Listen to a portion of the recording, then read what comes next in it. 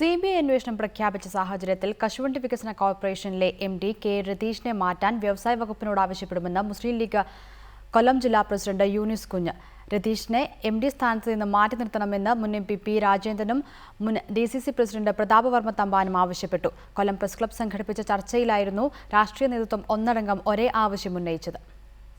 കശുവണ്ടി വികസന കോർപ്പറേഷനിലെ അഴിമതി ആരോപണങ്ങളിൽ അന്വേഷണം CBIക്ക് വിട്ടതോടെ ചെയർമാനും ഡയറക്ടർ ബോർഡിലെ ചില അംഗങ്ങളും രാജിവെച്ചിട്ടും രാജിക്കില്ല എന്ന നിലപാടിലാണ് MD കെ രതീഷ്. ഇതുവരെ ഒരു രാഷ്ട്രീയ നേതൃത്വവും രതീഷ് മാറണമെന്ന ആവശ്യം പരസ്യമായി ഉന്നയിക്കുകയും ചെയ്തിരുന്നില്ല.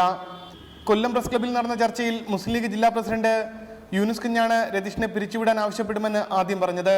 തീർച്ചയായിട്ടും ഇയാളെ പിരിച്ചുവിടാൻ വേണ്ടി പറയാം ഞാൻ യൂണിസിനോട് പറയും. കശുവണ്ടി വികസന കോർപ്പറേഷൻ മുൻ ചെയർമാനും CPM സംസ്ഥാന കമ്മിറ്റി അംഗവും മുൻ പാർലമെന്റ് അംഗവുമായ പി രാജേന്ദ്രനും സമാന ആവശ്യം ഉന്നയിച്ചു. ഒരാൾ ആ ചുമതലയിൽ നിന്ന് മാറി നിന്നുകൊണ്ട് വേണം അന്വേഷണം നടത്താൻ. MDയെ മാറ്റാൻ സർക്കാർ തയ്യാറാകണമെന്ന് മുൻ DCC പ്രസിഡന്റ് പ്രതാപവർമ്മ തമ്പാനും ആവശ്യപ്പെട്ടു.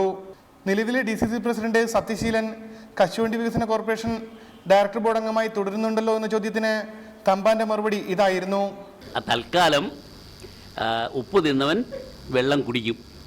റിപ്പോർട്ടർ കൊല്ലം.